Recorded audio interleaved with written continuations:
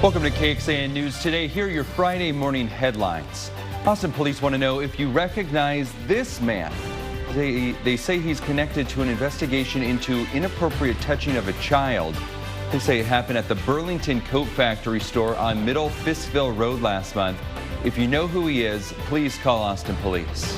Congress passed a stopgap bill to prevent a government shutdown until March. That bill extended the two-part government funding deadlines from January 19th to March 1st and from February 2nd to March 8th. Now the bill goes to the president's desk for him to sign it into law. Runners are gearing up to take over Austin and the streets Sunday for the 30th 3M Half Marathon. The race starts at 7:30 in the morning in North Austin, finishing near the Texas State Capitol. Right now on our website, we have a breakdown of the road closures and the best ways to get around them on Sunday. Search Half Marathon on KXAN.com. We're going to start with a new 575-page report from the U.S. Justice Department saying police officers who responded to the school shooting in Uvalde had numerous opportunities to change their response and save lives.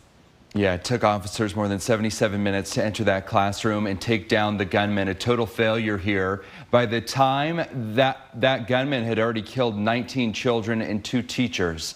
KXAN's Monica Madden is in Uvalde with how families are reacting to the report. It's hard. Jerry Mata's family will never be the same. His daughter Tess was one of the 21 lives taken during the May 2022 shooting at Robb Elementary. People don't know the pain that it causes. Since the shooting, the Matas and other victims' families have sought answers and accountability for law enforcement response that day. It's got the DOJ stamp of approval, so now people might listen. Brett Cross's son Uzziah wanted to be a police officer, making the way he died even more painful. It's frustrating that, he was felled by the same career that he wanted to do. Lives would have been saved and people would have survived. U.S. Attorney General Merrick Garland outlined the DOJ's extensive review Thursday, noting numerous occasions where police could have changed their response, like gunshots heard, repeated 911 calls from a student inside, and reports a teacher had been shot. As a consequence of failed leadership, training, and policies, injured and scared students and teachers remain trapped with the subject in the classrooms, waiting to be rescued. The family's calls for consequences for the leaders who failed still left unanswered. Well, I'm going to leave that question for the DA. The Justice Department only has criminal jurisdiction where federal crime has occurred. It's something that we've been saying this whole time, but it was really good to hear somebody in that position, finally be like, yes, children could have been saved. Haunting families in Uvalde, where their time stands still. Monica Madden, KXAN News. Monica, thank you. As you heard from the Attorney General Garland in that report, any determinations about possible criminal charges for the officers are up to not him, but the Uvalde District Attorney. And she has yet to share the status of her investigation, at least publicly, and has not responded to our repeated attempts to contact her. The report from the Justice Department also highlighted a new detail not known publicly. Says the Texas DPS refused assistance and even delayed investigations. The report states that DPS declined the FBI's offer to assist with collecting evidence from the pickup truck wrecked by the shooter. The report also says authorities wanted to preserve the crime scene as quickly as possible with a major storm forecast to hit that area. The DOJ revealed heavy rainfall and winds cleared out part of that crime scene, including one of the shooter's 2 rifles. The report also noted local investigations have been delayed and claims DPS has not cooperated with a request from Uvalde for evidence needed in that internal review. First warning weather with meteorologist Kristen Curry. We begin with a live look outside. This is our Whittlesey Landscape Supplies weather camera there in Granite Shoals. It's clear, it's dry, but it's also on the cool side. Temperatures getting colder getting into the later part of the morning. Why? Because a cold front actually already slipped in. So these temperatures right now in the 40s are expected to drop getting closer to sunrise here. We know the cold front has passed because the winds are coming straight out of the north, 10 to about 15 miles per hour hour for now, we do expect winds to increase as well. So don't be fooled by this temperature change showing a warmer start to the day, because that cold air is just to our north and it's going to come rushing in here, keeping our temperatures well below average today. A big difference from the upper 70s we got in yesterday. Overachieved with the warm up. It was beautiful for our Thursday. We still have a good amount of sunshine for your Friday, just the temperatures won't exactly reflect all that sun. Only at 47 today, with those north winds making it feel even colder. Coming up, we're back to the wind chills as we get into tonight and tomorrow morning. Even this morning, we'll have a little bit of a wind chill. A hard freeze will follow. We'll talk about how low those numbers are expected to go. Got your weekend forecast for you, plus still on track for some rain next week, and heavy rain still in the forecast for some of us. More on that here in just a few minutes. Kristen, former Austin City Council member and Mayor Pro Tem Kathy Tovo says she's running to be your next mayor. She spoke with KXAN about her announcement and how it was a new decision. That's right. Tovo served on the city council for 12 years up until 2023. She says her mayoral campaign will work to, quote, craft a vision where every Austinite has the opportunity to succeed and thrive. Tovo adds she's still committed to progressive values, including equity, honest government, and standing up for women, workers, immigrants, and the LGBTQ+ community. I have a great desire to serve. I have a lot of energy and passion for it, for the work, but more than that, I have the experience that's really necessary to lead this city and really focus on some high priority issues. As of right now, she is up against current Mayor Kirk Watson, who told us earlier this month he does plan to run again. He released a statement last night saying, quote, I've spent the past year working with current city leaders to fix things and solve problems that we inherited from those at City Hall before us. We need to keep moving forward on things like rebuilding our police force and building more housing, not go back to defunding APD or block housing solutions. I'll continue working and make my own announcement soon, end quote. It is a welcome sign. These tiny pools of water may look small, but why they could be an indicator of potential change. Plus, the next steps Austin is taking to have its homeless services reviewed.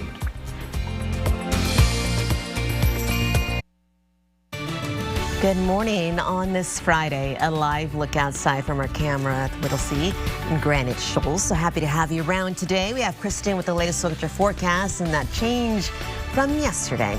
Bit of a promising news to report this morning for people who are waiting to once again swim at Jacobs Well in Hayes County. Yeah, it's been a long time. County Parks sharing these pictures here behind us, showing that the water is slowly starting to increase, starting to pool in some of the low spots there. However, the water remains at near zero flow. So for some perspective here, this is how Jacobs Well looks when the springs are flowing, drastically different. The ongoing drought forced the county park to close off the area for swimmers in the summer of 2022. Texas Children's Pediatrics is celebrating a big milestone by opening its 20th location here in Central Texas. This one is opened in Kyle. According to a release, Texas Children's Pediatrics Kyle Crossing will serve the need for increased pediatric care in the third fastest growing city in the entire country. Still ahead, how would you feel if someone set up their own place to live on your property? We're looking into a one-man story and how this even happened in the first place. The Austin Bat Refuge is working to save hundreds of bats after the freezing temperatures left them in the cold. A bunch of World Series trophies made their way through Central Texas on Thursday, and Steve Sarkisian continues to go back to Tuscaloosa for talent. I've got more on that coming up.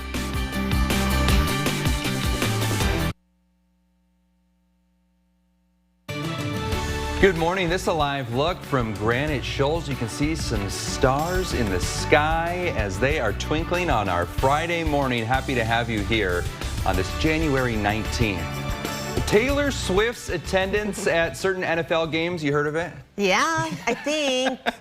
It is prompting a bond between dads who are really into football and now their Swiftie daughters are really into Taylor Swift. It's pretty cool. Network viewership of NFL games among girls 12 to 17 has doubled since that pop star superstar started dating one of the players, make appearances at stadiums, and fathers are finding that means more time with their daughters thanks to a new shared interest. I've seen plenty of dads go to the movie or the concert this allows the daughters to come to the football games or to at least watch them. So I think what it says is we can engage in both the things that she's interested in and she can engage in the things that I'm interested in. And there's a common denominator in Taylor Swift in this case, but it allows us to spend more time together. Looking at his daughter, she's serving some looks. She's posing. She knows where the camera's Dad, at. you're so dorky.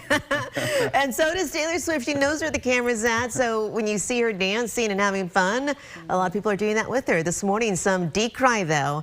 That's, they say she's a distraction from the game today, celebrating those dad and daughter bonds in the season of the NFL and Taylor Swift bond. Anyone saying that she's a distraction, it's like, get over it. I don't think she needs any publicity. Yeah. You know. And she spoke out on that. She's like, listen, I'm not telling them put the camera on me when I go to the game. I'm just here to support my boyfriend. So yeah, it's like, don't blame her, you know, if anybody. It's the NFL who's creating a little bit more buzz about it. Yeah. Let me show you what's happening on your Friday morning, because today's going to be a little bit of a wonky day. Yesterday we got spoiled, right? We got spoiled with the 70s, with the sunshine. That all comes to an end.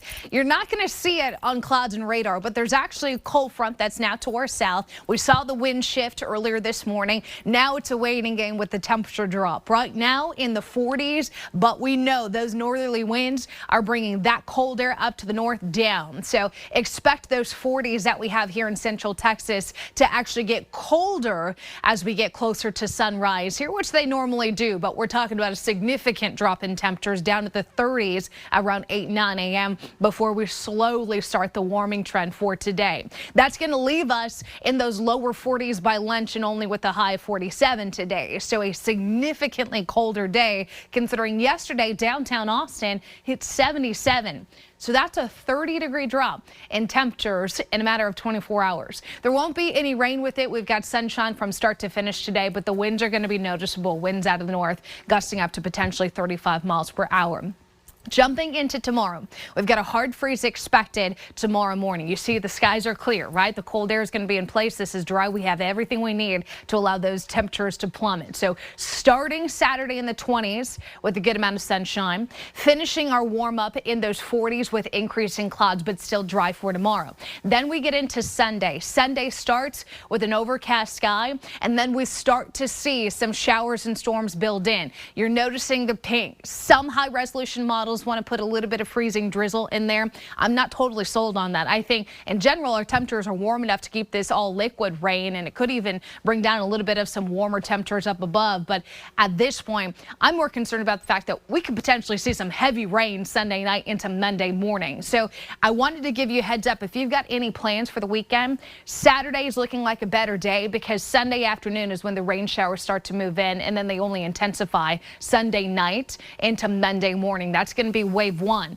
Wave 2 likely comes in as we get into Tuesday and Wednesday here, but every day starting Sunday all the way through next Thursday has a rain chance tied to it. We're going to stay in a very active weather pattern. That being said, we've got a risk of some flooding late in the day Sunday. As far as the rainfall forecast goes, this is going to be stretched over that 4 to 5 day period, but most of this, I'm thinking, Sunday night through about midday Monday. That could be anywhere from 3/4 of an inch to 1 3/4 inches out west. Likely to see much higher amounts east of I-35. That's 3 to 4 inches of rain getting into next week. So wanted to really emphasize the fact that temperatures today will be colder. Tonight's going to be miserably cold with those temperatures down to the 20s. You factor the wind, tomorrow morning wind chills in the teens. But Sunday through next week, make sure you are staying with us, because the heavy rain risk will start late Sunday and continue into Monday morning. We'll do it again Tuesday into Wednesday. Temperatures in the afternoon in the 60s. Next week, overnight lows will be in those 40s and 50s. Thank you, Kristen. A shocked East Austin property owner found that there was a shed. Yeah. He didn't buy the shed, but it was just dropped on his property. And it gets even weirder from there. He looked inside the shed and found someone was living inside. KXAN's Nabil Ramonda shows us how this puzzling situation brought out the best in neighbors. As the property manager of an Airbnb in East Austin. And this is the kitchen of the Airbnb that we run down here. Nima Amini usually welcomes guests onto his property. When we look out of this window, we see what appears to be kind of like a tiny home or storage unit that was delivered, and we didn't order it. This guest didn't sign up to stay, though. What did you find inside? A couch. It looked like somebody was sleeping on. He tells me Lone Star Portables sent the shed. We reached out, and a person at the company told me a man bought the building and gave them an address on where to deliver it. So they did. Then they got a call. I answered that call to the landowner telling me that this building, he did not order this. I think, a simple Travis County Appraisal District search would have showed he was not the property owner. Lone Star Portables owner revealed to me that he was shocked to find out they delivered to someone else's property. We're going to change some internal things to make sure it doesn't happen again. But no, we've never had this happen before. Is this the gentleman here at all? I think that is him. The man who ordered the makeshift tiny home walked up as our cameras were rolling. We've decided to keep his identity anonymous. He tells us his family used to own the property a long time ago, and now he's struggling to keep a roof over his head. Nabil's got your phone number, and I'm going to grab it from him, and we're going to try to get you some resources and some help. He even allowed the man to stay one more night until crews remove the shed. He's hoping the man can get some help. I just want to try to, get you the help that you need, my friend. Nabil Ramadna, KXAN News. The owner of Lone Star Portables tells us that he plans to move that shed today and went on to say that they found another spot that would allow the man to keep his shed and stay there. Wow, what a story. Austin City Council took the next steps to have the city's homeless services reviewed, and this week it voted on a contract with an external firm to do that work. It's going to cost a lot of money, around $2 million, not all of which will be paid by the city. Travis County and Integral Care are going to pay for part of the expenses. But several local policy groups showed up yesterday to talk about the idea, saying that it costs way too much money and it's not going to do enough to reveal the cracks in Austin's homelessness response. I and Equity Action support external reviews. We have consistently supported Kroll's work, and that has cost a pretty penny. The scope of this project, as written, is greater, and I do not believe the city will get much for $1 million. These ARPA dollars are so scarce and crucial. Yeah, critics and at least one of the council members also expressed concerns about getting those other partners on board. The city manager said staff is meeting with those other groups to work out concerns next week, and he believes the funding from those other entities will come through. All right, now to a security alert for Americans considering a trip to Colombia. The U.S. Embassy there warning about U.S. citizens being robbed, being drugged, even killed by criminals using online dating apps to lure some victims. Yeah, really scary situation. The U.S. Embassy in Bogota urging travelers not to use dating apps anywhere in the country follows a string of deaths in tourist hotspots. The embassy saying criminals are using the sites to lure victims, confirming the deaths of at least 8 Americans possibly linked to these apps. Murders of foreign visitors went up by 29% toward the end of 2023 compared to the previous year, and most of the victims were U.S. citizens. This is KXAN Sports, brought to you by Thomas J. Henry. Good morning to you. Steve Sarkisian is rolling through the transfer portal, and he picks up his third from Alabama. This time it's tight end Amari Niblack. He committed to Texas on Thursday night. Caught 20 passes, 4 touchdowns, 1 against the Longhorns. So they lose Jatavian Sanders. They get a guy considered by many the top tight end of the portal, the third Alabama player that is coming to Texas from Tuscaloosa. All right, baseball season's a ways away, but that World Series trophy the Rangers own, it was in Central Texas yesterday, first at the Capitol and then out at the Dell Diamond last night for a sold-out event at the home of the Texas Rangers AAA affiliate. John Gray was there. Some of the other Texas Rangers staffers were there, including Tony Beasley, third base coach, nearly a decade in the organization. So this is extra special. This year is a little more special. You see way more enthusiasm from the fan base, the excitement, and the appreciation just of what we were able to accomplish. And our fans have waited such a long time to achieve something like this and to share something like this with their families and friends and with an organization. And so we were just lucky and blessed that we were able to deliver that. And our fan base can say that they're World Series champs.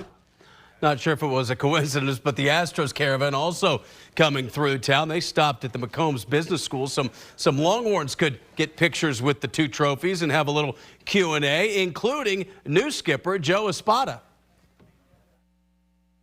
For me, it's more about protecting the winning culture that we have. Continue to move things forward, keeping the guys engaged and focused, and our process and how we get ready to play every single day. I think my relationship with the players will allow me and will help me do that part. Yeah, we're about a month away from pitchers and catchers reporting to spring training. Back to you. Speaking of baseball, going up north, the 2023 World Series champion Texas Rangers honored at the state capitol in Austin. Governor Greg Abbott presenting the team with a congratulatory proclamation after bringing the trophy home to the Lone Star State. Marked the team's first Major League Baseball World Series title. For those listening on the KXAN Today podcast, good morning. Thanks for being with us. Here's what we're tracking at 5 on KXAN Today. New problems, new year. Hyundai and Kias being stolen. How Austin leaders are getting involved, hoping to slow down thefts in our area.